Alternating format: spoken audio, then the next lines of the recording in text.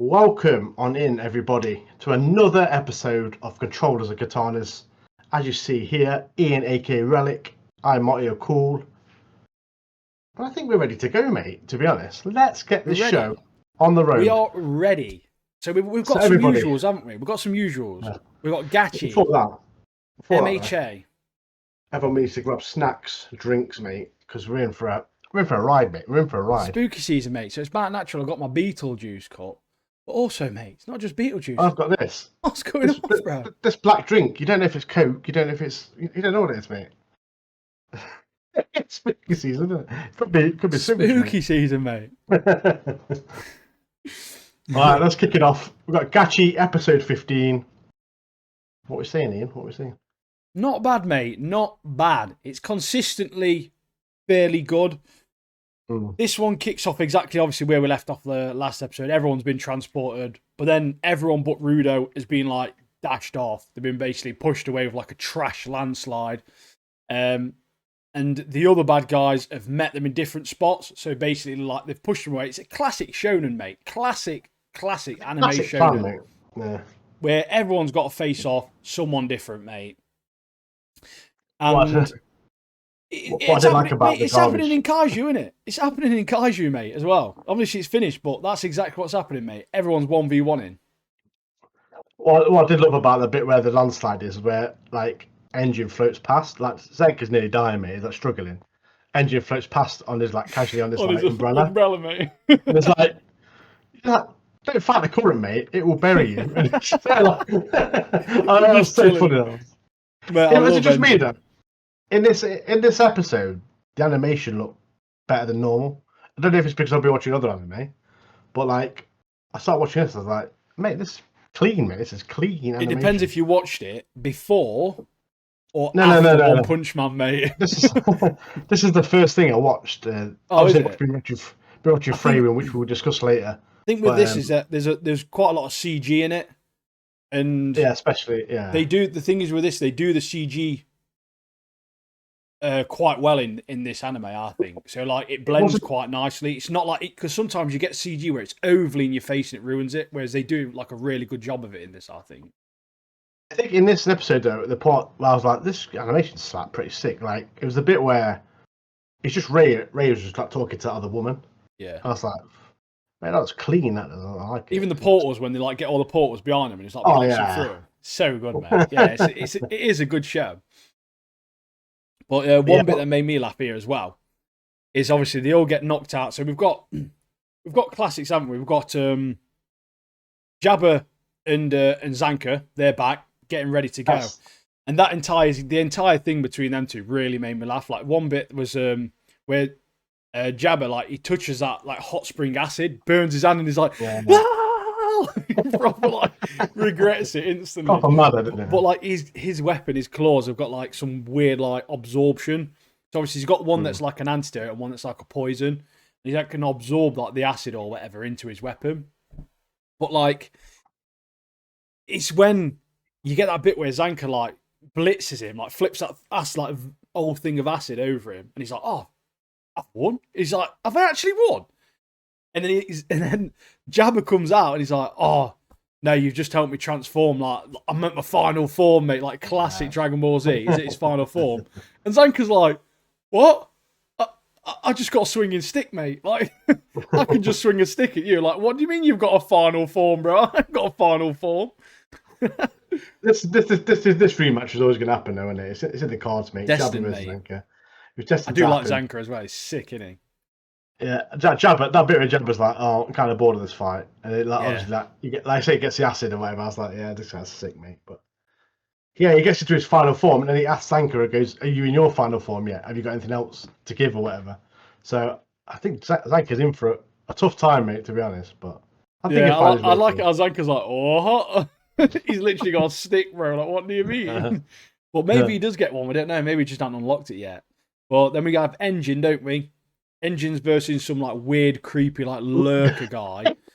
But it made me laugh. This guy made me laugh because even he's like looking at Engine like, "Oh, this guy's so cool." Like even he knows Engine's like sick. That bit made me laugh. But I do think something dumb happens in this episode, mate, and it's the fucking hairdresser duel, mate. We've got scissors versus comb, the ultimate barbers, and it's the electricity. Like, I love the ability of being electric, mate. Electricity's ability is so sick. Visually, always looks great, but the way she makes the electricity is so dumb. She just brushes her hair and creates static from a plastic brush, bro. Like, what do you mean? Yeah, that's so stupid, bro.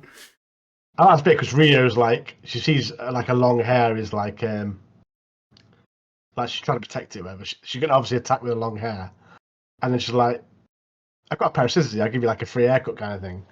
And obviously it backfires, but I was like, she's got long hair, and literally her vital instrument is some scissors, mate. So it's literally going to kick off. But obviously, we find out the long hair's got electricity because she's obviously combing it. But long hair don't care, mate. Yeah, it's out the window, mate. Free haircut's going out the window. Yeah, and then we've got Rudo and what's his name, like Zodil or something. I can't remember his name is, but basically, it's got to be Rudo's dad, mate. It's his dad. It's got to be. He's this geezer, mate. But it's basically it's an interview. Typhon, isn't it? Mate, he's in an interview. It's literally a job interview, mate. That's exactly how it is. It's like, excuse me, will you listen to me? Like, you listen to me, pal. Like, stop talking. You're wasting my time. I hate people that waste my time. The thing is, why I don't think he's Rudo's dad anymore, because that's the leader. He goes. My plan is to take down the sphere. Do you want to help me? I've never been there. I've never seen it, so I don't know. It's just that we saw them flashbacks. That guy again that killed, obviously, Rudo's like carer. Yeah, his name's Zodil Typhon. Typhon, yeah. But yeah, it's like, mate, he looks sick. He does, you know. His character designs were wicked. Yeah, we're gonna see it. We'll see next episode. Hopefully, we'll see next episode. What kind of see what's powers he's got. But see what he's all about proper. But overall, good episode. What I love about the show as well, like there's funny bits in all the episodes. Just bits that make you like have a little laugh while you're watching it and stuff, which I love in most animes. You know, it just brings it. It just makes it more fun to watch as well. But great show so far. Again, we've got to wait a bit longer for the duels between the characters, but yeah, big thing. Got to see what happens, mate. I can't imagine he's the main leader. You know what I mean? I feel like he's a step below the main leader, but I don't know. He could be. Yeah, could be. Yeah, I mean, like we've said all along, though, he wants the full set, mate. He wants full set. He wants Rudo's gloves. He's got Ammo's boots. So yeah, he knows something, doesn't he? He knows something. The wings will be next for him, won't it? Those guys, that the Angels' wings, isn't it? Because they're part of the set, aren't they? He's going for all of it, mate. He's getting all the stats. He's not holding back, mate. He's not holding back. He's getting all of the stats, mate. Stat boosts. He unlocks a new ability when he gets 4 pieces of the set. He's played Diablo, mate. He knows the rules. He knows what's going off, doesn't he? He knows it. He knows it. All right. Right, what we're going to talk about? Are we going to talk about Peak? Let's talk about... We're going to talk about disappointment. Let's talk about your favourite show so far. We're going to talk about a 9.8 or a 6.4. Pick one, mate. 6.4. Right, One Punch Man, Season 3, Episode 2. Anyone who's watching One Punch Man, they've seen it online, mate. There's certain things they can't be shying away from this. And I just want to start off, mate. 2 weeks ago, I was sat here, mate, in this chair, defending Season 2 of this anime. Defending the animation being lesser, but still fine. And that we can't expect Season 1 animation this season either. But this is taking the piss, mate. What in the Blue Lock Season 2 is this episode, pal? This scene, there's one scene in particular, right, that I keep seeing online all the time. And I know why, mate, because I noticed it straight away and I keep seeing it. And there's a kid getting bullied, and Garu's seen him before. He's getting bullied and he's on this playground, and Garu slides down this hill to him. Mate, it's a picture. It's literally a JPEG picture. His body, feet, nothing move. It's just a still image of him going down a hill like this. It's like, what are you doing, bro? That is so lazy. Like, it's taken him 5 years. All we needed was average. That is all we needed from this animation, and we've got less than average, mate. Like most of the scenes during this were literally just panning images. Like it was an image that was just slightly moving like that, and like we can't keep doing this, mate. We can't keep letting them get away with it, and it's just. It needs to be calling it Blue Lock Season 2, to be fair, is probably a bit harsh. There was more movement in this than there was like the first 11 episodes of Blue Lock Season 2. But like, I really hope the proper fights in this are absolutely peak, mate. I think that's what I'm holding out for, because like you say, they've got to be, haven't they? They've got to be. Like, there's no animation. There's literally none, mate. It's purely PowerPoint. We're back here again, mate. Some of the scenes I did love, though. Garu eating like a beast, mate, in that restaurant, mate. After he got battered by Bang and Bomb. Mate, the food. One of my notes is literally the food tasty. And then also one bit that made me laugh as well. When you're watching it. Oh, mate, Saitama's entire crisis in the restaurant when his wallet's missing. Oh, made me laugh so much. Literally, like, he's the strongest being on the planet, and he's scared. He's like scared that they thought he's going to dine and dash, mate. And then they put that announcement out, don't they? Dine and dashing is not prohibited, like it's not permitted. We have a hero like protecting us or whatever, blah blah. And he's like, oh, but if I say something now, they're going to think that I was going to dine and dash. Is it a proper predicament? Isn't it? Then that woman comes in, doesn't she? And then he's like, do you want some chips or whatever? And she eats for one chip, and he runs off, doesn't he? But then he used the excuse of chasing Garu. That Blizzard woman. He used the excuse of chasing that Garu guy because he's the other Dine and Dasher. And then we have another showdown, a bit of a showdown with Saitama and Garu. It's so funny, bro. One punch knocks him clean out, man. I love it. I love his entire like motivation for hitting him though, because like obviously you get this part like Garu. He seems like a fairly obviously is a villain, is a hero hunter. I'd say he's more of like an anti-hero type character, because he has got parts of him where he's helping like kids out and he is protecting people from bullies. Like he seems like one of them people that really hates bullies, that sort of thing. Well, that Dine and Dash, mate, came back to haunt him ASAP, didn't it? He thinks, mate, it's when he thinks he's washed because he's been let off by Saitama. He's like, I can't let this guy let me off. Like, he's going to think I'm weak. And then he just gets team rocketed, mate. Like, absolutely blasting off again. All because Saitama didn't want to be seen with him because of the Dine and Dash. He didn't want to seem like an accomplice, even though he's done it as well. It proper made me laugh. A bit, going back to that Garu bit where he's like his anti-hero. Obviously, in this show now, Japan's turned to chaos because the citizens are fearful of this threat of the Monster Association. Yeah. Believing that it's the end of the world. So, obviously, people are attacking each other. People who don't want to get even involved, they're getting attacked as well. And obviously, Garu steps in and helps that fella out, doesn't he? Who's getting bullied or attacked by... it's like, get out of my way, I'm hungry kind of thing. Just smash him out of the way. Obviously goes to the restaurant, but I do like Garu's character. I think he's very good. He's sick, mate. He's sick. I think from what I've seen, I've not seen too much, and we've not read the manga or anything, but in terms of character development and stuff, he's probably one of the better ones from what I've seen online in terms of depth and stuff like that. Because obviously Saitama, he's a meme, isn't he? Let's be honest. Yeah. He's One Punch Man. Like his entire purpose is to be that. But the monsters, obviously. Mate, the monsters that have been watching Garrett, that great big penis monster, the leader one. He's mad, isn't he? Big jab of the hook, just like a knobhead, mate. It's like a ball sack sitting on a settee, isn't he? But we find out that he kind of created Orochi, innit? Lord Orochi, Orochi, the Monster King, because apparently we find out that he was originally like Garu, was a human. Obviously, then he kind of like trained him in the right way. And he became this what does he call it? He calls it like a unstoppable like entity or whatever. Yeah. So so he sends the King the Ripper, which is some guys with like blades on his arms. I think it's a man, maybe a woman, and Insect God. And they go to Garu to try and like push him in the right direction and try and train him up and make him stronger and stuff. And by looks of it, just getting battered, aren't they, basically? But they've said him after see how to try and ruin him, aren't they? See how he adapts to it and stuff, to see if he's the right person. I think it's to push him in the right direction by might be to kill that little kid. Yeah, that's what we wanted, didn't it? Fuel his and obviously to send like a kid killer. Absolutely heinous crimes.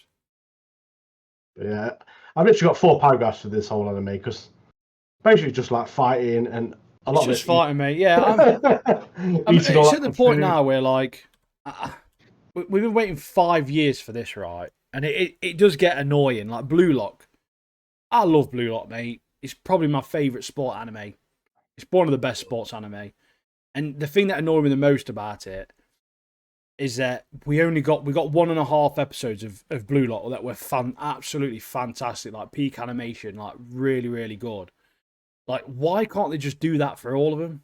Or even, we don't need 1 episode of peak. I'm happy to take season 2 animation, One Punch Man season 2 animation again. Like, it was fine. Like, it was objectively fine.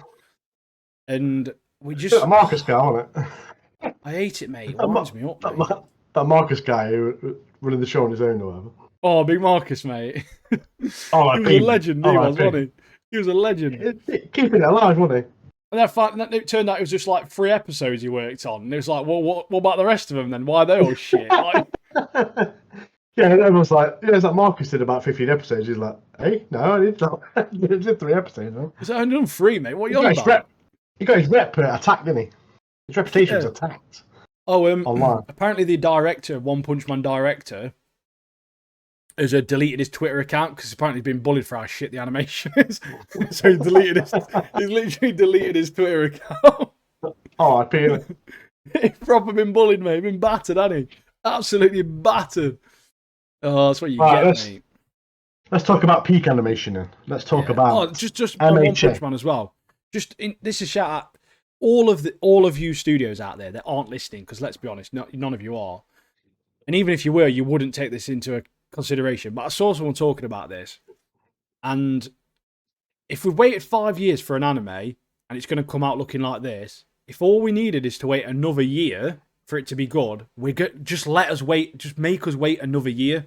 It's fine. I'm happy to wait another year for it to be like fantastic. You don't need to rush it and get it out. And you haven't rushed it. It's been 5 fucking years. Just do it. Just get it right. That's all we're asking for, mate. Get it right. I fucking love One Punch Man. Now the rant's over. Also, let's get on to MHA. take notes from this next anime we're going to talk about, because MHA, this is the best MHA has ever looked, mate. It's the best it's ever looked. It's fun, honestly. Mate, it's so good, isn't it? So good.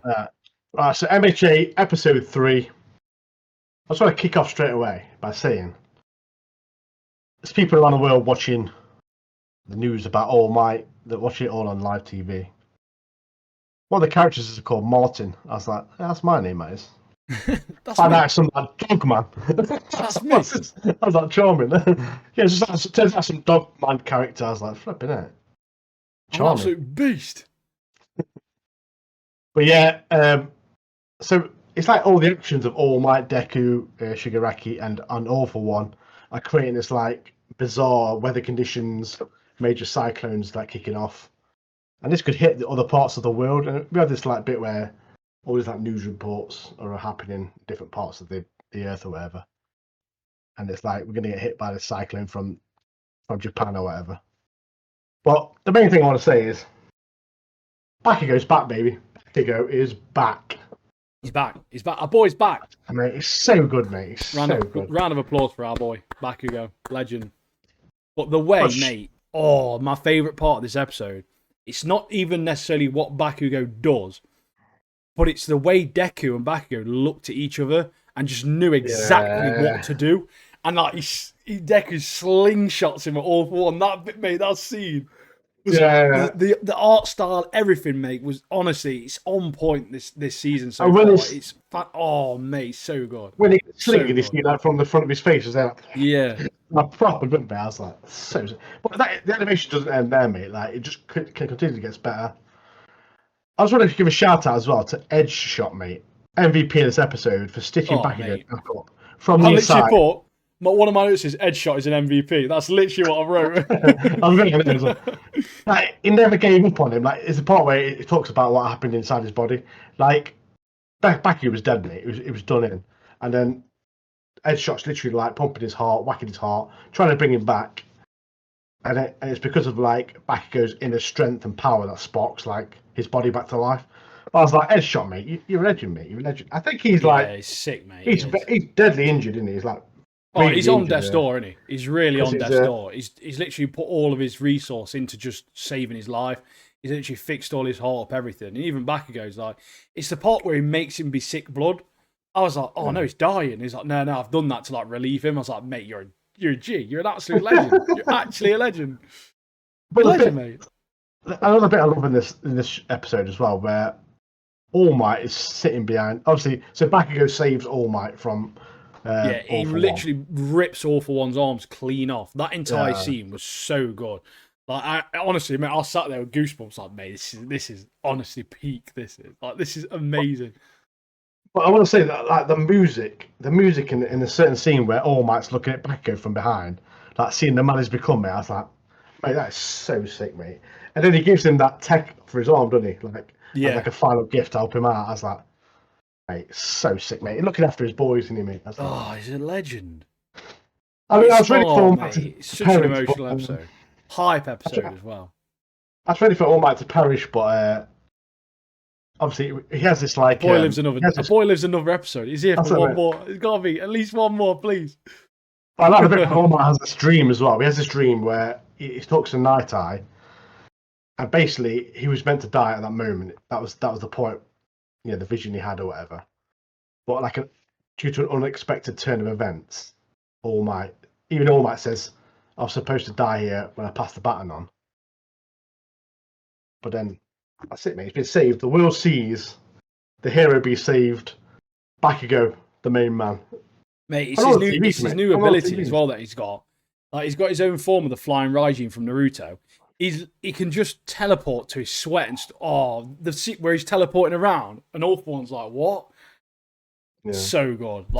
It's so good. All for One darts off, doesn't he? And then literally, like right next to him, I was like, and he does that headshot in his head, doesn't he? Ooh. Oh, mate, it's so good, man. It's going to be one good final season. This is, But the whole bit where you see the fireworks explode in his body, and he goes literally to the next level, Bakugo, and he does it's the part where he does a flip, and he does a machine gun. I was like, fucking blows all for one into bits, mate. But yeah, it's so good. I'm really enjoying it. Really enjoying it. But if you're watching it as well, you know what we're talking about. The animation's just so good, mate. Now we just need to see Todoroki, mate, and his animations. I don't know. Oh, he's on his way, mate. Surfing his mate in Genium, or whatever his name is. He's on his way. What I know is happening with that girl. What's that girl with the horn? What's her name again? You know, the girl with the horn. Oh, it's Eerie, isn't it? Area. What's happened with her? Is she gonna? I thought she was going to be a key character to killing Shigaraki. I think they wanted Shigaraki. I think wanted her, didn't he? So they're probably keeping her. I reckon she's a secret weapon to take him down, mate. She's only young gun, isn't she? You can't get her in battle. Do you know what I mean? She's only 7 or something. She's going to make people off, man. I'm telling you.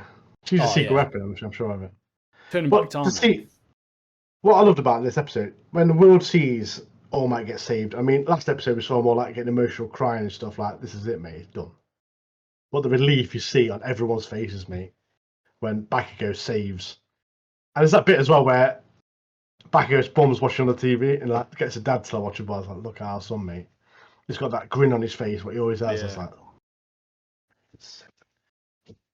it's a boy. It's a boy. But yeah. Best episode, best anime we're watching at the moment, I think, by far. There is another good anime we're watching, but we'll talk about that in a bit. Yeah, we picked up. It's an old one. It's been out a couple of years now. New season's coming out very soon, next year. And we thought we'd pick it up. I know we discussed over the last couple of weeks what we're potentially going to be watching, what we might watch, recommendations, and this one popped up, and it's Freyren. We watched we thought we watched a couple episodes. We watched 10. So it was very good, mate. Like you start us off, mate. You start us off because yeah. So I'll just start it off. I haven't got tons and tons of notes. I've got a few notes from some episodes, but because I sat back and I just started watching it, and myself being a massive Lord of the Rings fan. Same here, mate. Yeah. This gave like a really sort of Lord of the Rings like feel to it. Like the first episode was really emotional. You see Freyr, the main character, who's a mage. She can live thousands of years. Like the way that these elves live, they just live forever and ever and ever. Basically, I'm pretty sure she's like 1,000 years old now. Yeah, but that's it, yeah. She's on this journey with them. Obviously, like her team. There's a priest. There's another warrior. There's a couple other warriors, like a dwarf, that sort of stuff. But you see, like the team age, and the first few episodes, I found out the first 4 episodes all dropped day one. So all 4 episodes, the first 4 were all released on the first day, which I actually think that was a very smart thing to do because the first 4 episodes really sort of like build onto the sort of like the next journey. So you sort of like get an overlook of what's happened over the last 50 years or whatever it's been. And then obviously now she's going on to her next journey. But like seeing them age and they just leave, like she lives, like I say, so much longer. Like it's a human there, isn't he? Like he's lives to his like 80 or whatever and he's gone. Like, but that's nothing to her. Yeah, like that's nothing to her. Like she will just, she's been forgetting people essentially over time because she just lives that long. Her empathy and all that sort of stuff's not the same because she doesn't perceive time like other people do. But I don't think I've found the way that this anime makes me feel in any other anime, really, because it's got such a real fantasy world feel to it. Like I mentioned, like Lord of the Rings and that sort of stuff. And it's so chill to watch. It's got funny bits. The art style's beautiful. The animation's absolutely fantastic. The music as well. The music's perfect the way it fits. Like everything about this show is just so good, mate. It's really, really good. I'm really been enjoying this. So I've got one of most here. Is like the music's fantastic, the animation is beautiful, and literally every scene in the fantasy world, you know, like they walk into a place, they're crossing over a bridge or go through some forest, mate. It just looks so good to watch. It's so nice, looks so good, mate. And there's a bit I put down here, and that's one of the examples. There's a bit where they get that blue moonweeds flowers for that Imral's grave. Well, not a grave, it's a statue. Mate, that scene was so beautiful, mate. It's like because the parts, and then the colours she goes as well, around collecting all these spells, doesn't she? Like she loves collecting spells. She's like a mage, and her favorite thing is just collecting spells. But then you think it's random like, spells, isn't it? But they always seem to lead to something. Like she learnt a spell about making flowers, and then they had to find a specific flower to grow that flower at his statue. So like it all seemed to like tie into like really like emotional like or like meaningful like backstories that connect to things that she's done in the past. Or like there's a scene, for example, where you learn obviously about her not caring about much. And there's like a moment where about a sunset, isn't there? Like later on, and like certain things that she's starting to click because she meets this girl called Fern, which is through one of her old members. Well, episode 2, we'll go through episodes. Have you got notes per episode? Yeah, no, I just want to speak about episode 1 quickly. I love the bit, like the wholesome team going on another journey to see the meteorite shower. Obviously, it's like 50 years on from when they had this dragon, when they defeated the Demon King. They go on this journey again to see the meteorite shower like they did when they finished the quest. And obviously, they're all old dudes. Like the guy's like 80 or whatever, but he's literally like, it's just like a little journey for him, a little adventure, one last adventure. I was like, that's so sick. Yeah, it's so good. The music, like the fellowship, the montage you see of them all like having a good time and reminiscing over memories from the quest, which was like 60 years ago. It was I mean, that's even the first. That's the first episode. So the first episode, I messaged Martin and I was like, Martin, we'll try watching this. I watched it. I sent him saying Freyren's fucking beautiful or something like that. Like, because I was like, this is so like nice. Like, And I'm going to get on towards when we spoke about all these 10 episodes. I want to speak a little bit about a certain thing to do with anime of the year, and I can understand now why a lot of people are annoyed. But we'll get on to that. But this Himmel guy though. What made me laugh about this guy? He's like a mouthy dude. He's quite tall, warrior dude, handsome guy.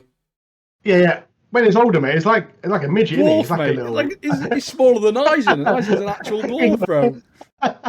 But yeah, I thought that was pretty funny. But like bald and everything, isn't he? Yeah, the years of an elf, like thing is, like having all them years, living all them years, 1,000 years, whatever, seeing all your friends die and stuff. It's like a downside of like long life. Yeah. But like, it just shows how fleeting she's obviously life is. desensitized to it as well. Do you know what I mean? That's why her empathy, like I said, you get used to other people. Because she's just like, oh well, they're just gonna die. Which we get onto just the next episode, episode 2. What's the priest's name? I can't remember his name. Haito. Yeah, that's it, Haito. So another member of a team gone this episode, mate, with Haito. He convinces her to take on Fern, who's another mage, a young mage. Trickster. And I love how Fern brought some of those like medicinal seeds. This is like just a silly thing that happens in the episode. She brings these like medicinal seeds to plant around like the statue, and then a squirrel just takes the full bag and dashes off. Like, but again, that's like you say, with the flowers and stuff, that links back to the flashback. So they follow this squirrel, and then that's how they find the thing that links back to obviously Himmel, and obviously the flowers being from his home region and all that sort of stuff. And it's like the little tie-ins. Like, it's such a well-written story. This is, mate. Like, I'm buzzing to watch more. I really am. And the whole show is like, it seems like they're doing loads of side missions to help people out, because they're nice people. But obviously, during that, she's reminiscent of the times that she had with her companions 10 years ago on this 10-year quest. So, yeah, it's so good. Yeah, definitely watch it if you haven't watched it. It's very good. You won't be disappointed. Should we talk about the fight with Qua? Yeah, that's episode 3, isn't it? Yeah. So, I've not written down episodes. I've just got loads of notes. Yeah, so I've like tried to move them around. Like, I put episode 4, but there's no notes next to it. But like, so it is a good one. So they have this fight with the demon, don't they? So they go to this town. This demon, the Ravens fought before with their companions, has been sealed away. It's like 80 years, and 80 years is sealed away because this Qual guy had this spell called Zoltron, which literally, it was the worst spell around. Like, it was the most deadly spell. Kill anything. Yeah, instantly. Like, the most powerful spell ever. Yeah, and the seal's breaking it, so she's got to go there, mate. Murk him off. But I love the bit where Qual, obviously, like the seal breaks or whatever, and he goes to use his Ultron straight away, mate. But obviously, it gets Fern and Freyrin are fighting him, and they put this barrier up, and that Qual's like, "What's going on?" Like, this is some strong defensive magic. Yeah. But like, and then we find out like the research over the 80 years, Qual was sealed away.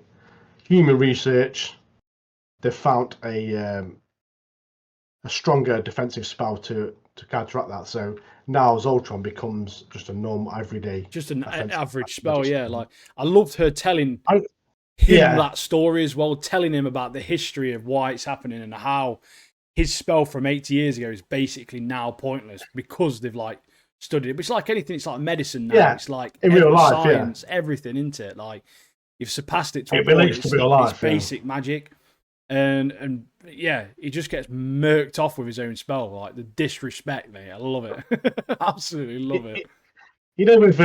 Within this show as well, like Freyrin obviously thinks back to her companions, and she kind of regrets not getting to know him more. Yeah, and stuff like that. And it's like real life as well, mate. Like you don't know when your time's up, mate. So all your friends and stuff, all your family, just be close to him, mate, and just enjoy every moment because you never know it's over, mate. You know what I'm saying? So it's got values. It's got values to our life as well. Like we can really pick stuff out of this. Even if it's like an animation, an anime. It's classic, mate. It's classic Andy Bernard, Yeah. isn't it, from The Office, pal? You wish there was a way to know you're in the good old days before you've actually left them. Do you know what I mean, mate? Classic, beautiful quote that is, and it's from The Office, mate.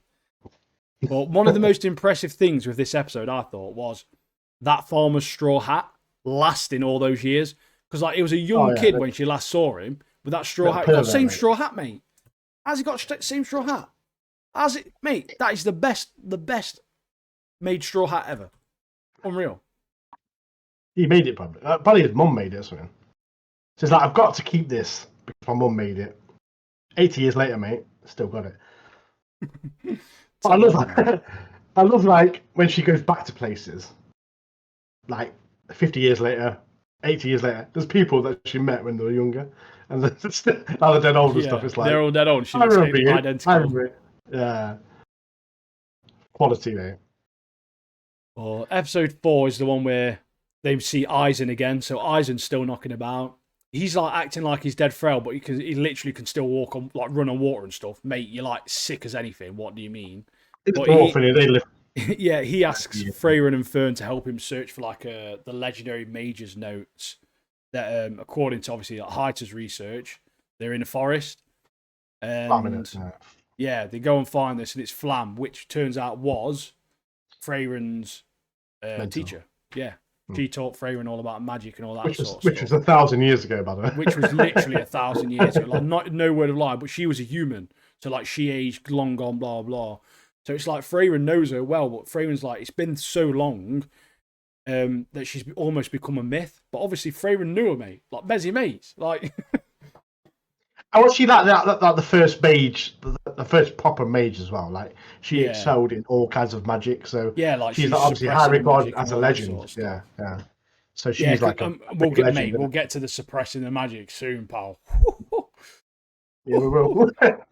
But what episodes when Stark comes into it? Because episode 5. That's the one with the dragon in it.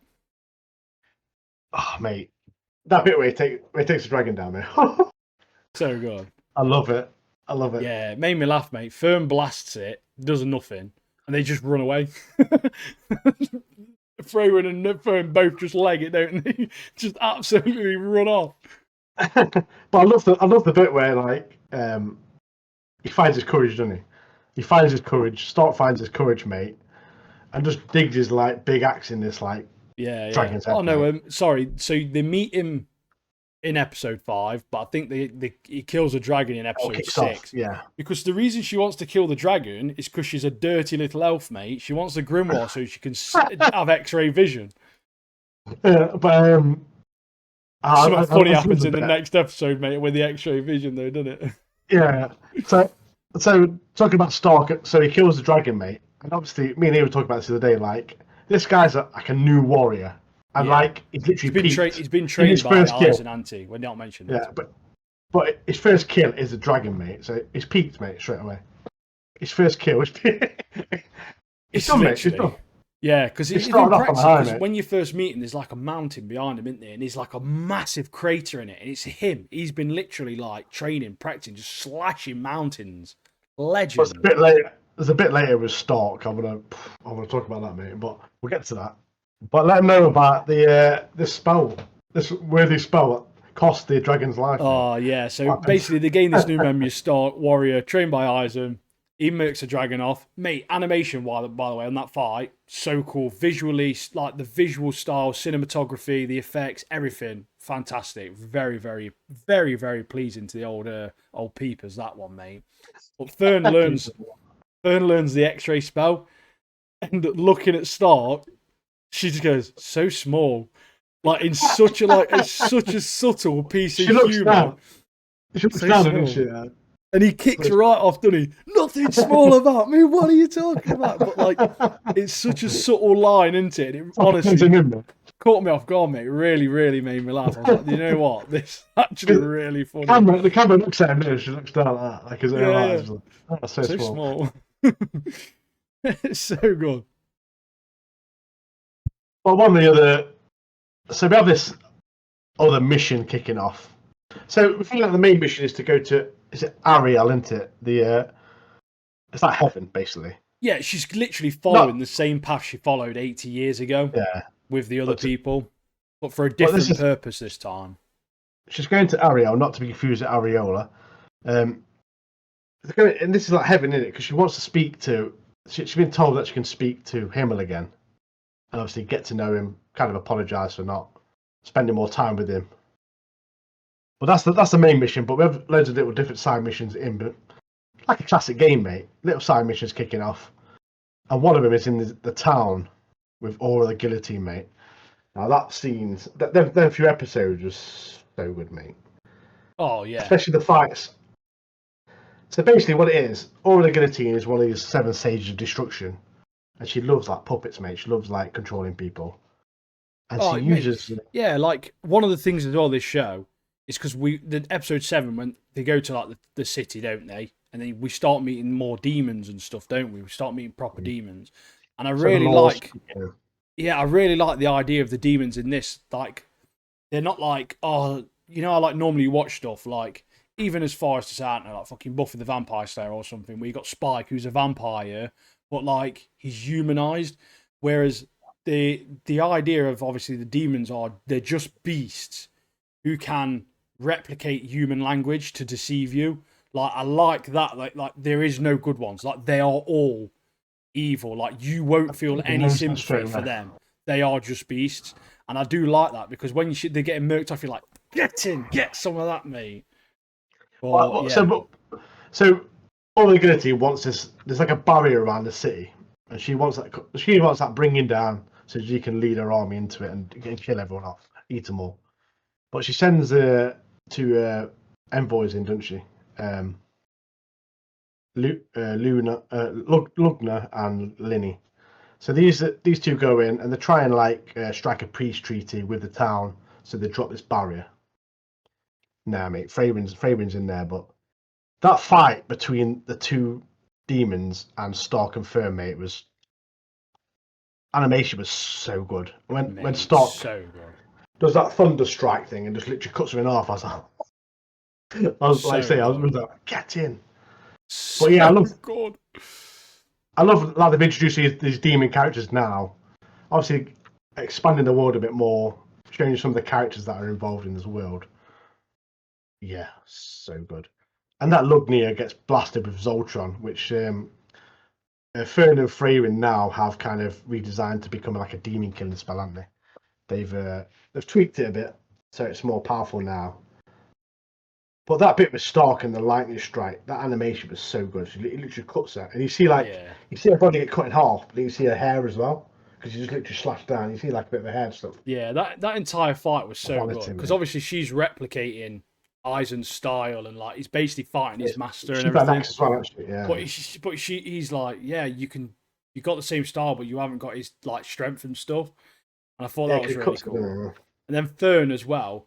Because he's like, oh, your mana's like rubbish. Like, your mana's not very good at all. I don't understand how you're this strong. And that's when we start learning about how Flam taught, obviously, Freyrin how to suppress her mana. And, like, the flashback you get where she first meets Freyrin when she's in the village. And Freyrin just murks everyone off, mate. All these, like, demons and stuff off. And she's, like, the only one left in the village. But, like, Himmel, mate. Himmel, I love seeing Himmel as well. Like, you get these scenes throughout the entire thing where him insisting like there's statues in all these different places built of them. And then when you learn it's like it's for Freyrin's sake, so like she can remember them when she goes to these different places and sees these statues. It's like it's such a nice, again, like it's the way it's written and the story behind it all, it's so good in it, mate. Like the way that things are portrayed in this show, the city itself, mate, is sick. The little castle, proper walled city. Or the little time lapse of when you see the city, how it was. Like, you've been to York, haven't you? You've never seen the signs in York where it's like shows you like it used to be wooden and then it became walled. And it was like that, wasn't it? It was so good. And I almost think like, I wonder if they took inspiration from like York or somewhere like that and it became like a walled city and you see it through time. Like, those little touches, like, they're fantastic, mate. Honestly, this is so good for me. I'm absolutely loving it. So good. Like, we watched 10 episodes, didn't we? And we was even talking at work, like, we should watch more. Well, like, we're not obviously. Do you think we can get 15? Do you think we can do 15? But like the demon's abilities as well, like are so creative. Like the little girl, obviously with the electricity, and the main guy uses blood magic, like Marie and fucking Chozo, mate. Like we spoke about blood magic before, and it's always cool to see into it and see it interpreted. But episode 10, mate. So like this is the last one I watched. I think Martin you watched 11 episodes. I think technically, haven't you? We'll only talk about 10. But like in this one, firstly, like you say, fight scenes. Like fantastic. Unreal. But like I said, the scenes where it cuts back to Freyrin years ago, being found in the village, all that sort of stuff, and being taught to suppress her mana, and like when she gets seen in the village, you can see like her true mana at the time, and it's quite a lot like of an aura behind her, and like her going through building the cabin, and you see like the walled city being built, and those scenes, mate, they're one of my favourite things about this show so far. Not the action, like just those little scenes where you've got the wilderness and you've got like this beautiful world being built around you, but that aura, like using her scales, that was hype. When she's like, "Oh yeah, I'm better than you. Look, I beat you," and then Freyrin's just like, boom, like all this like massive aura everywhere, and then just chops her head off, mate. Like. Just kill yourself, kind of thing. Just kill yourself, and literally aura chops her own head off. Oh, mate, so good. Well, yeah, like I say, like the scenes, like I mentioned earlier, like the scenes of like the montage where they go just walking from place to place, and just seeing the wilderness and the world. It's incredible, mate. It's like I say, it is one of my favorite parts of the show as well. Like it's like, sometimes I'll just it makes you feel like there. Late, when it's late, when it's late at night, like when it gets on about 11 o'clock at night, half 11 at night, that is like prime time to watch this show. Like it just fits that sort of mood so much. You're just chilling out, and you want to put something on, mate, and just like you just get sat there with a smile on your face, just chilling before bed. Like it's so sick. But this leads me on to my next thing, right? Solo leveling. As a solo leveling fan, season 1, season 2. Season 1 was great. Season 2, fantastic. I can see now, I've only watched 10 episodes of this, but I can already see why there was so much discourse as to Freyrin not winning Anime of the Year over solo leveling. Firstly, it was against solo leveling season 1, not season 2. And watching this, the animation is on par with solo leveling easily. The action's fantastic, but the storytelling and the world building and like just the scenery and the art style in Freyrin it's such an all rounder. It's got everything. Like I can really understand why people were annoyed that solo leveling season 1 beat this for Anime of the Year, because it's phenomenal. This is, mate, it really is phenomenal.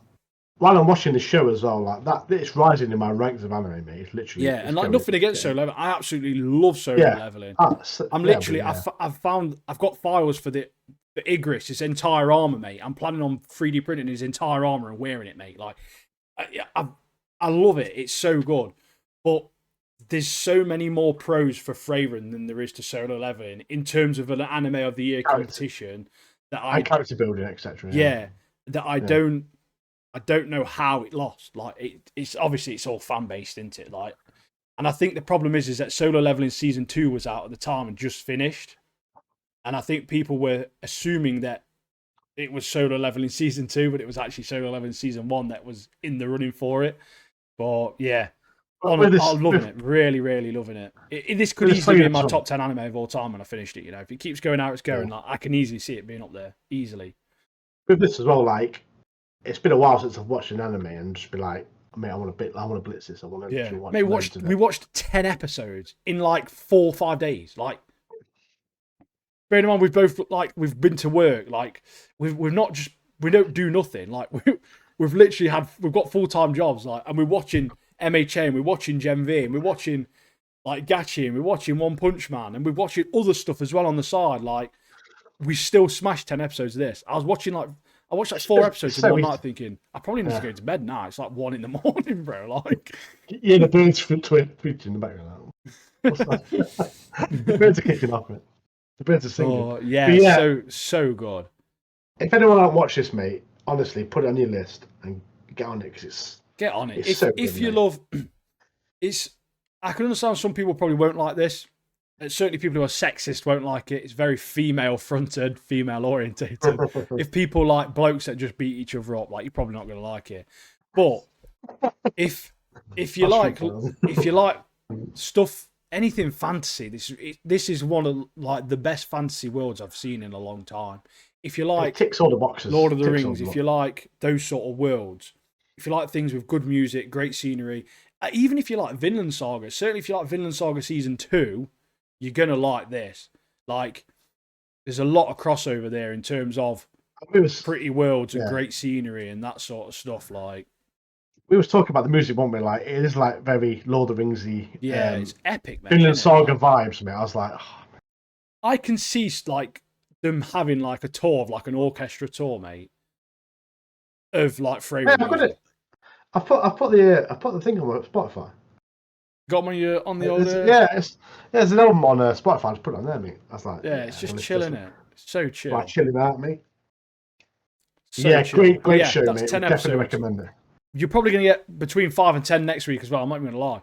But we thought we was going to try and pace it out. We was going to do 2 a week. Watch 2, and I was like, man, I'm not doing 2 of this. I can't do 2 of this. Like, I'm genuinely way more than 2 of this. But yeah, I've already started the next batch. I've watched one episode. Head start, mate. Head start. Bro, I've got a little game for you. Little cheeky little game for you, mate. Yeah. What we're saying? It's a blind rank. So I'm going to start off as I make a short of it. So I'm going to kick it off as I would a short. Oh. Just before you start that, I want to give a massive shout out, mate, to me and you. Do you know why? Why is that? How many subscribers have we got on YouTube? 201, yeah. We did have 202, but then it went down to 201. Yeah, but we also did have 197 for about a year. So progress is progress, mate. Like, but yeah, we've hit over 200. Mate. Over 200, mate. Over 200 now. And on TikTok, we've slowly creeping that number back up a bit now as well. So people keep either unfollowing us or dying. I'm not sure which one, but I think it's dying. A bit of both. But yeah, we're getting there. We're getting there. Followers if they die, mate. That's it. If you're not following us anything, get over to unfollowing us. Get over to YouTube, subscribe. Listen to this guy. Get over to Instagram, follow. Get over to TikTok, follow. Join the Dizzy. Have a chat. Have a laugh. Share some memes. Also, Jen, let's go and have a look at the picture of my wife's Ashura cloak, mate, because she's definitely going to go fight Muzan, mate. I swear to God, she's in the Ashura training right now, mate. The next season. It's just Nat falling down Infinity Castle.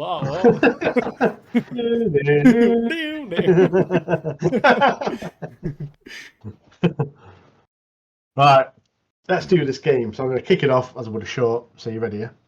Oh yeah, is it blind rank? You say? It's a blind rank. It's best out of 6. 1, 2, 3, 4, 5, 6. Right, let's do it. Are you gonna start it like for the? Yeah. Hi everybody. Got a blind rank for Ian right now. 1 to 6.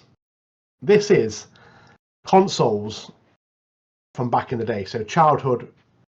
Retro consoles. Retro consoles. So we're going to go back in time now.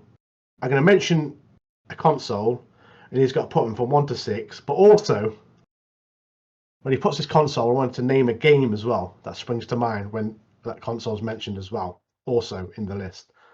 So, are you ready? Ready. First one. Game Boy handheld, all versions. Don't matter which one. Oh, all versions. Pokemon Blue. That's the first game I got for the Game Boy Color. Was my first one back in the day. That's a good choice. That is a good choice. I'm going to go number 2, you know, purely because I've got some insane memories of that Game Boy, mate. Oh, yeah. It's legendary. And like I did a short today as well. Well, yesterday, it'll be yesterday now. But Game Boy Color is 27 years old as of like the 21st of this month. So Also, yeah, it was revolutionary for gaming, like bringing out all those handhelds, like honestly unbelievable. To where we are now, where we've got a literal actual console in your hand, like it's mad. It's actually mad, isn't it? Yeah, it set the ball rolling, didn't it, for handhelds of all kinds. So next one, number 2, PS2. Ooh, PlayStation 2. PS2. Oh, this is hard, man. I think I put Game Boy too high.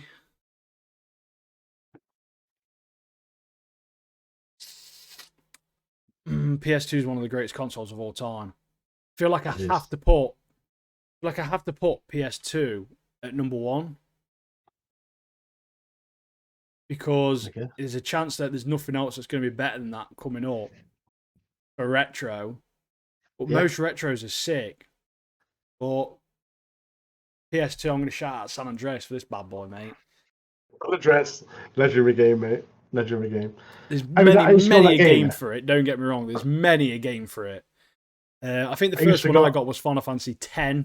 When I got this for Christmas, I think it came with like my mum bought it me for Christmas. It was like a bundle. I think it was like Final Fantasy X.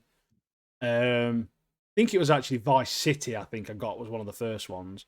But San Andreas is the first thing that comes to mind when I think about this. Because when me and my mates were playing it, we'd just be stupid on it, mate.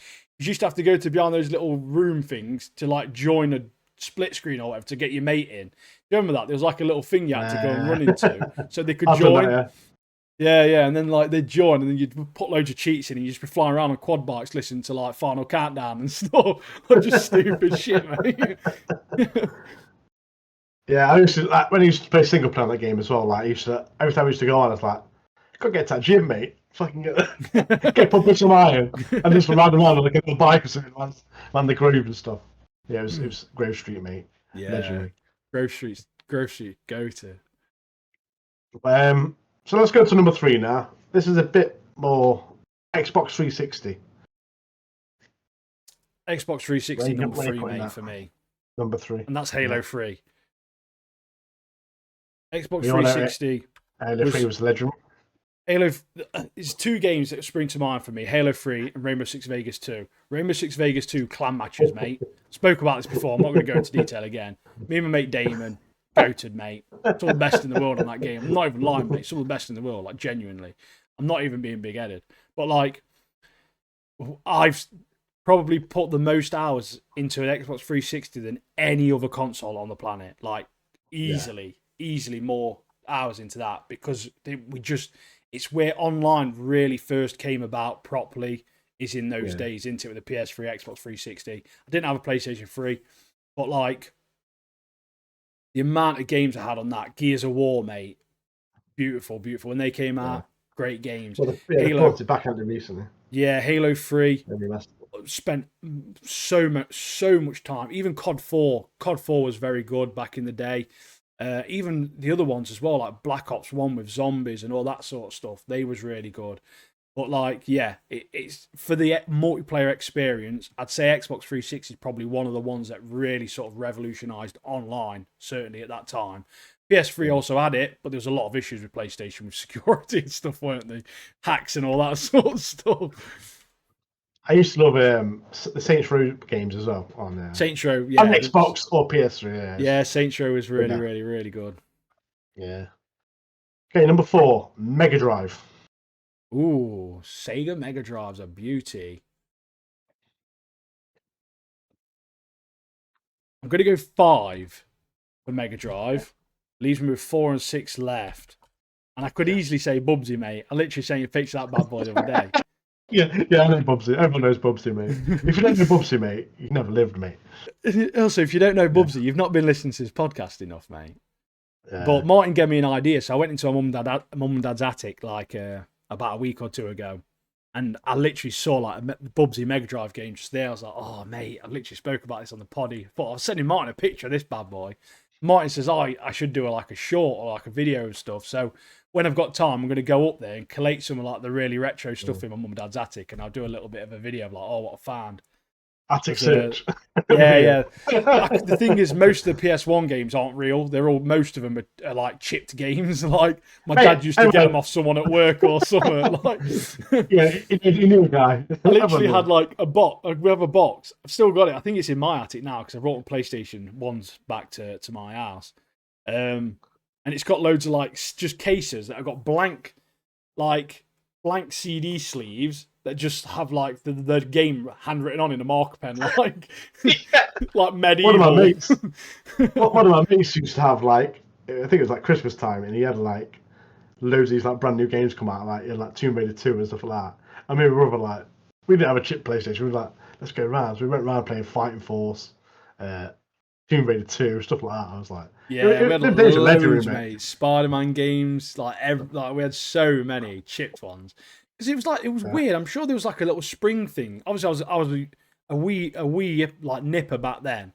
I can't remember all that well, but there was like a weird spring thing that you used to put inside of like the like lid or something. I don't know how I used to do it. I've still got one. In one of my PlayStation. I brought 3 PS1s home with me.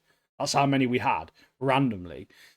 And one of them still plays chip games like today. Like me and Blake have played it. Like, I think you have to open the tray, didn't you, at some point? It was like you used to open the tray up, and there was like a thing you used to put in it or something. It was like an optical thing. Yeah, it was really weird. Okay. I don't really know. I just visually know the one that's chipped has got like this gold spring thing in it or something. Like it looks different to the other two that aren't. I mean, just like a massive case. Yeah, I don't know. I never looked into it. I was literally like fucking 5 or something, like 6 or something. Yeah. Like my mate had this massive like case full of like copied games. I was there like just going through them like it's like going for like a Bible or something. Yeah, there's like CD sleeve ones. Yeah. We had some of them as well. Yeah, it was sick. So, anyway, that was Mega Drive. Let's get back to it. Number 5. Anyway, if you're listening as well, any memories you've got of any of these consoles we're talking about, let us know in the comments. Also, give us your list at the end, also in the comments. But number 5 is N64. N64. I'm gonna go different, mate. I could easily say Ocarina of Time. I'm going Turok, mate. I'm shout out Turok. Turok, mate. Number 4, N64 is number 4. It's one of my favourites. Zelda's on there. It's one of my favourite franchises of all time. It's a fantastic franchise. GoldenEye's up there. Yeah, the only reason I'm going to get a Nintendo Switch 2 is when they release a new Zelda. Like, they're going to get my custom based on them bringing a new Zelda out for the Switch 2. That's when I'll get one. But that's how much I like it. Like, the past Zeldas, the last couple have been very, very good on the Switch. I think one of them was a remake from the Wii one, to be fair. But is it Breath of the Wild or something? I can't remember what it's called now. I think it's a brand new game, isn't it? No, that's the brand new one. Yeah, that's what I'm saying. That one's really good. And then they've did the what's it called? Tears of the Kingdom or something. Yeah. That's a really good one as well, to be fair. I really want to play for them games, but I've not got the time, mate. What I really want to do, I want to play Majora's Mask. We had it when I was younger, but I didn't really understand it. So like, I never did it because there's a thing with the moon, isn't there? You've got so much time to like get through, or something like that. And I never really fully understood it when I was a kid. I think playing both the games, I think Ocarina of Time was the more. Oh, it's goated, isn't it? It's one of the greatest of all time. It's considered so. Yeah, if you're gonna, tunes going off, mate. If you're going to remake any game that's a Zelda game, it's got to be that. Like, remake that. I mean, loads of people want it as well. Loads of people want it. Yeah, it's so good. I see it everywhere. Everyone wants it. Right, last and final one, number 6, is the Wii. Oh yeah, the Wii's what it is, mate. It's just the Wii, innit? Yeah. Bit of a gimmick, really. When it came out, it was mad, wasn't it? Like, I never owned one. I didn't. Did you know? So that's my mate had one. Yeah. And we did later on, but I think we just used to use it as like, you know, when people came round, like we just used to Wii Sports games, or like Smash Bros. Like that's literally it. I'm pretty sure we played more GameCube games on the Wii than we did Wii games, because you could play the GameCube games on it, couldn't you? Because you had the little flap that opened up, and you could plug your GameCube controllers in. Unfortunately, GameCube didn't make the list on this one, so it could only have 6. But GameCube. Legends. Mate. So I'm going to read it out. My number 1, PS2. My number 2 is a Game Boy. Number 3 is Xbox 360. N64 at 4, Mega Drive's at 5, and the Wii at 6. If anything could change, I'd probably actually change 360 and Game Boy round. I could PS2 and Xbox 360 for me are very interchangeable. They both were they're in my mind they're both almost perfect consoles. The thing that lets the 360 down is the Ring of Death, which I never luckily didn't have. I luckily never suffered from. I think I might have suffered from it once, but I remember back in the day, mate, Microsoft used to be very good, and if you got that, you just sent it back and they sorted it and sent you one back. Like it was done every time. Yeah, like, but yeah, in a perfect world, I'd probably swap that. I could probably chuck Game Boy at 5, to be fair, but overall, I'm happy with that. They're all good. It is a good list. I mean, like PS2 for me would be number 1 as well, because I don't think you had a 360, did you? My brother had a 360. I had a PS3, so I got both best of both worlds kind of thing. But PS2 is just unrivaled for it. But you can see why it's the most high-selling console. Yeah. And the games that came with it, I had hundreds of games with it, mate. The 100 games I played with that. It was at a time as well where game developers actually cared about the games as well, not just pushing out like for money. Obviously, they all want to be profitable, but now you get unfinished games. It's just stressful, isn't it? So back then, you didn't have that, mate. You didn't have add-ons and shit. Your game was your game. Like that's it, mate. You've got what you've got. And there's so many games back then. Like I wish to just made like a newer version of that game, not like a remake or but just like, for example, like Def Jam Vendetta. Yeah. Like, which basically rappers like doing wrestling moves and battering each other and stuff. To bring that to the new console, mate, and give it a whole new like lease of life and stuff. Or like Need for Speed Underground, stuff like that. It's like, Need for Speed was so good, mate. Like just stuff like that. Need to bring it because everyone wants it, mate. Everyone wants it, so bring it to them. Tony Hawk's games as well, like. Yes. I see some mad stuff on that skate game now. Like people just. Yeah, it's funny, isn't it? Flying through like church windows and stuff. It's like what you do. Yeah. I mean, on PS2, we got some of the best Tony Hawk's games. Like one of my favorites, Tony Hawk's Pro Skater 2, because it's the first one I ever played, and the soundtrack is spot on. But Tony Hawk's Underground, them games are so good, mate. Also, what was it about back in the day, mate? We had Need for Speed Underground, Tony Hawk's Underground. Like, if you had Underground in your name, you know for a fact you're going to be a goated game, mate. Did you ever play that Need for Speed where you could play the cops? I played that with a mate. Like, what was it called? I think it's Hot Pursuit. I think it is. But you can you and your mate can play cops and you're chasing like robbers, but you're going like they're fast, like Ferrari, police cars. I remember. And you have to smash into them. Underground 1 and 2 were so good. Soundtracks were dead good. Most Wanted was really good. And I think the last one I properly played was Need for Speed Carbon, which I really enjoyed. It weren't the best, but it was certainly pretty good. Enjoyable. It was a lot of drifting and stuff was like the main thing on that. Yeah. And that was the last one I played because I think I'd have gone a couple others and they just weren't the same. I know when you were playing Carbon, you thought he was that guy from Tokyo Drift, mate. I can't remember the guy's name, but it's like Donkey Kong, Drift King. But yeah, that's the game for today. I hope you enjoyed it. Those who are watching and listening. And we're going to kick it off now with some Gen V. This is the finale. Saying goodbye, aren't we, mate? Saying goodbye again. Yeah. I don't like saying goodbye to shows, mate. It's emotion. This episode, though. Wait, before we start. Pretty good, mate. What do you reckon to the whole season? Gen V. In terms of people are saying season 2 is not as good as season 1, which I kind of agree in a way, but for me, the whole, like we talked about last week's podcast, the whole mystery of Cypher and all that, for me, in this season has made this season better than it is. I didn't know it was a hot take, but I actually think season 2 is better than season 1, personally. Okay.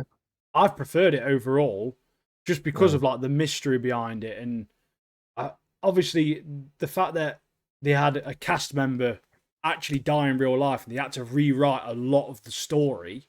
apparently that was a big And hit. they've done a very, very good job of it as well, I thought, in terms of rewriting that story. And obviously the emotional points you get throughout. Like there's a point in this episode where Emma's talking to Polarity, for example, about Andre, and she starts crying. And obviously part of that emotion is real because that was like their friend in real life. Do you know what I mean? So like, I think they've done a very good job, really. And I like the fact that it's likely, obviously we'll get there towards the end. I'm not going to say what happens at the end just yet, but like the fact that it's likely now going to intertwine with the boys. I feel like this season feels much more like it's part. I know we saw Homeland and we saw some of the characters in the first season, but this season's made me feel like this is more part of that universe properly now. Like it's intertwined with the boys, and it's certainly, I think, at least it makes sense now with how this ended, and that this plays a part in the next season of the boys. So it's got me excited for the boys again, because I don't know if this is a hot take or not. The last season of the boys was the weakest season of the boys for me, in my opinion. It just got a little bit stupid, and this has really made me enjoy that world again. Yeah, like I'm really excited for it again, and I think they've done a pretty good job. I've really enjoyed myself, and it's fucking so funny, mate. There's certain scene in this that's fucking so funny. That's what I want to start off with the funniest scene in the episode. So the episode is called Trojan, mate. Mate, proper Trojan horses as well. So this is referencing the scene in this episode where most of the team get shot at that guy's arse. Mate, Trojan, it's not a Trojan horse, it's a Trojan arse, isn't it?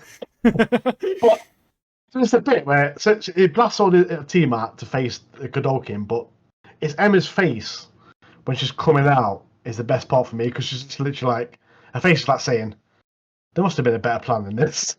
Like, I love if they rewrote history. Well, it's not history. They rewrote the Greek myth of Troy, mate. Imagine that. Oh yeah, it comes out of a horse's arse. Straight out the ringer, mate. Can you imagine the smell as well? Can you imagine the smoke of that guy's arse, mate? No, he must have some massive shits, you know. Probably another dimension, mate, because he's got a black hole up his arse. I really don't understand what's up his arse, you know. But it makes me laugh every time I see it. At what point do they get? They must have not gone up his arse. They must have gone into a portal somewhere else to come out. A pouch. It's like a kangaroo or something. Did they climb his arse and then come out? Or do they have to crawl in? Like that? That's what I mean. Like, have they got in a portal somewhere to come out of his arse, or have they got in his arse? What he does, he stands on a stool or a table, and he just does that, rips it open, mate, and just sits on him, just one after the other, bro. Like one of them grabs the other guy and like, get in there, man. You know, like Ace Ventura, bro. Like. Warm.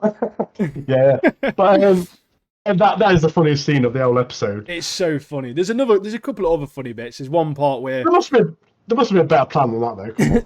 There's one part where Sam and Emma go to see that frat house, and then that bloke uses his power, and they wake up and they've got cocks drawn on their faces. That was funny. This episode kicks off anyway, don't they? They found out Godolkins took V1, which is the same as Soldier Boy and Stormfront, so it essentially doesn't age. Also, we found out Doug is the second puppet. First one died. Mate, Doug's been controlled since 1996. Like, so he just got sacked from Blockbuster, mate. Poor guy, man. But it's finding out as well. He's 100% present for everything. Like, he remembers everything. He just can't do anything. Like, his brain was still the same. He's in the backseat. That's got to be such a mad feeling. That. Yeah, 25 years being controlled by someone. It's mad. Yeah, it's crazy, mate. Crazy. So Godolkin. So in this episode, Godolkin starts the culling. Very much Nazi ideology. He puts out this announcement on live feed, telling everyone in God U School, saying that it's restarting the ranking schedules from fresh, and he'll be holding these seminars to let people work their way up in the ranks. In other words, he's going to get them in a room, use them for training his own powers to make himself stronger, and then through the episode we see he does become stronger because he managed to control multiple people this time, rather than just Not one strong person. enough though, is he? Multiple, yeah. But yeah, we'll get to that. But yeah, so we find out he's getting stronger. He can control multiple people, and it's just literally this room of blood everywhere, and there's blood.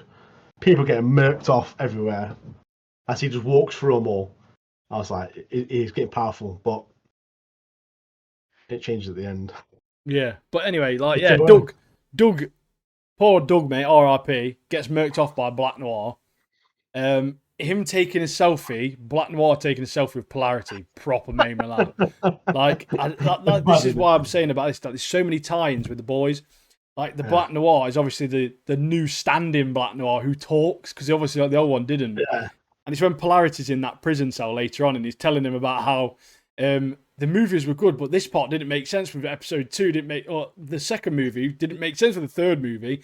And I understand Vought wants to get these views, but they need to listen to the fans sometimes, and there's no continuity for the fans. Like, he's proper like lecturing him. He's like a proper big fan of Polarity, isn't he? Yeah, Polarity's like, I didn't think he could talk, mate. Yeah, but Polarity, mate, a key man in this episode. Legend. Towards the end. But going to another point, Sage, mate. Sister Sage. I think she's going to get killed off by Homelander eventually. Is that point where he rings her up because he sees that live feed? Rings her up, but she just sees it and rejects it, mate. Yeah. I think she is going to die by Homelander. She's She might be very intelligent, nice, but I think. Yeah. The problem is, though, she is intelligent. Her plan's working. Her plan was working. But the issue is that Godolkin's gone completely off script, hasn't he? So, like, she's got to get out of there. Like, she knows like, what she's doing. Obviously, she helps later on, doesn't she? But, like, she's questioning him. She thinks that, obviously, he's going mad, finds out his plan is to just... His plan, Godolkin's plan, is to get stronger and to control Marie and Homelander at the same time. Odessa babies. Yeah, like those seminars where he's getting all those people in just essentially to murk each other up was mad, wasn't it? Like, but you see that he's got limits to his power because he starts getting these like boils and blisters, like making his skin like really gross again and stuff. Yeah. But yeah, one thing I want to say, vexed that Marie fixed Kate. Like, nothing can make me like Kate. I'm so sorry. Like, I'll never like that character. Ever, mate. Ever. But, yeah, the best part was the Trojan horse thing, really, mate. Like, it was so funny, mate. They kept coming, mate. People I got so many questions, mate. I got so many questions. Like, when they all came out as well, they didn't want all like, oh, it's disgusting. It was just like, carry on, mate. Like, fresh as daisy, mate. Come out. Start walking off, mate. Fresh as daisy. But it's like one came out, and then another came out, and then another came out, and then there's like 6 of them. One part that I thought was pretty cool was the copycat girl who could steal temporarily stole his power. That was good. Yeah. Manages to uncontrol the people, but obviously he then controls Marie, and like he can do damage, mate. He's about to literally blow everybody up, isn't he? Godolkin is, and the key man steps in, mate. The key man. Tell him. He's a legend, mate. Tell the people. Tell the guys, girls, so and goblins. It's a crap, and then the EMP, mate, Polarity, mate, walks in, disables it all, mate. Done, mate. Which allows Maria to get up and literally blow Thomas Godolkin to pieces, finally, mate. I've been saying this for episode after episode after episode. She should have just done it to Cypher. I don't know why she didn't just do it, but she's finally done what was needed and just blew his upper body clean. And she did it for Andre. Sat there, and he no head, his rib cage is like that, blood everywhere, just like that. It's just his face, isn't it? His face when he's looking at it, he literally knows he's dead, mate. It's like, right, okay. Well, so Sister Sage actually left the prison cell open, didn't she? So let Polarity get out. Yeah. But yeah, decent season, mate. Decent season, I thought. We had a bit of a cameo at the end. We had an A-Train and Skeletor. I mean, Starlight. Mate, she looks weird. Nah, she does, doesn't she? Looking at me, like, before, she was very, like, really pretty, mate. And now... Completely different... Mate, she's a different person. I don't know what she's doing, mate. Why Literal do you different do that? person, mate. But Stuns me. But yeah, like you say, cameos come at the end. So Maria and the gang have joined the Resistance now, which is going to be obviously going into the boys next season. When is the boys coming out? Is it? It's I next year, don't isn't think it? we've got any announcement yet. To be fair, No. I don't think we have. But yeah, like I can understand why people are probably saying it's not as strong as season one. But you got to think when season one's come out, there's a lot of like it's new, isn't it? So it's fresh for people, and you're just learning about these certain characters, certain parts of the show.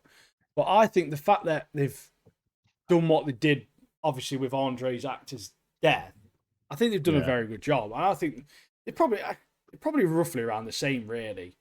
But because the finale of season one was better than the finale of season two, I'd say.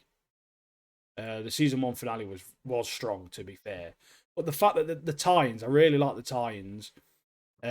Obviously with the boys, and like you say, we get Starlight come, and we get A-Train as well, and they've now joined the Resistance. Like they're now rebel scum, mate, like from Star Wars. But they've joined the Starlighters. But one thing, there's the scene where it's dark and the lights start flickering, don't they? And obviously they're like, "Oh, she's here." Starlight comes. Imagine how terrifying, right? Starlight would be as a villain. Like, if you're just going around murking anyone, and like it's night, mate, and the street lights just start flickering like that, and you know she's there. Like you're like, oh shit, like I'm done. Like I just think to myself, that'd be mad. Yeah. That one. Either someone paid the electric bill, or we are dead. Yeah, like I'm done. But yeah, like it could. I don't know if there'll be a Gen V season 3 because it just makes sense now that they're just going to be in the boys. Surely next season. That was the bit I did like of Thomas Godolkin, where he's speaking to Sage, he's like, Homelander surrounds himself with idiots. You got a guy who shags octopuses, which is the Deep. Yeah. And it gets to a list of people like what's it as well? Firecracker or whatever her name is, isn't it? Firecracker, that's it. Like, she's crap as well, but like it just makes me laugh. Like it just comes out like reels off all these. It's not surrounded by powerful people. You've got no one to challenge him because he's surrounded by all these idiots or all these weak people. That's like because that's what he does, doesn't he? He's done it on purpose because he's threatened, and that's his entire thing. Yeah, he likes to be. He's got like a proper top ego. Top dog in it. Proper ego, mate. I mean, yeah, there's not a lot of people who can take Homelander. Obviously, we know now Maria is a possibility. But yeah, I'm interested to see how it goes now. Now they've joined the Resistance. I want to see.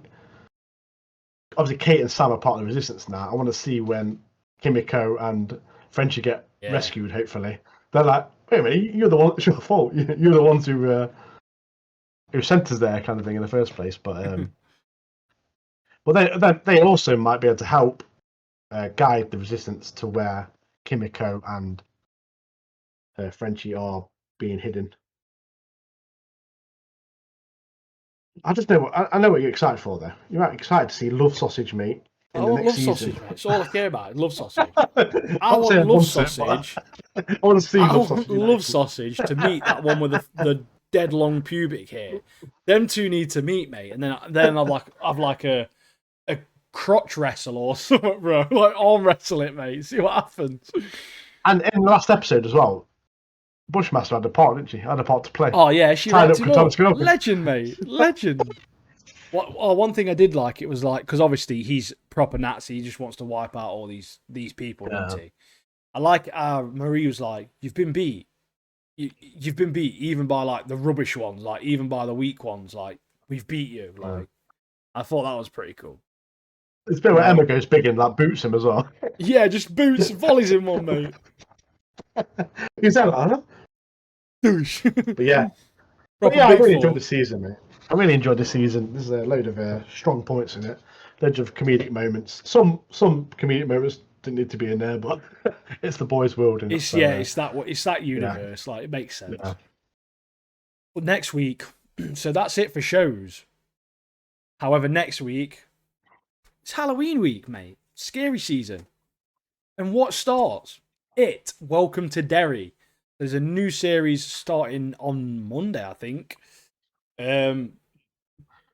it's obviously it's a prelude, isn't it, to Pennywise? Isn't it? yeah. So it's basically the time leading up to the events of the first It movie. So it's a prequel to the films. So it's going to be like not like an interpretation of the book. It's obviously based on characters by Stephen King, the legend himself. But like, yeah, it's a prequel to what happens. So it'll be interesting. It'll be interesting to see what that's about. So we'll be talking about that next week. But we're pretty dry, really, aren't we? It's gonna be a slow few months. Going to be in there. Freeman's definitely going to be in there. It's gonna be a slow few months, mate. That's all I can say. We'll get there, mate. We'll find something to watch. We've got loads of South Korean shows we've been talking about. So there's loads of stuff. Well, we might even chuck a few movies in there and chat about some movies or something. I don't know. We'll see what happens. What happens. But yeah, we're going to have more Gachi, MHA, One Punch Man, probably another 5 or 10 episodes of Freyren.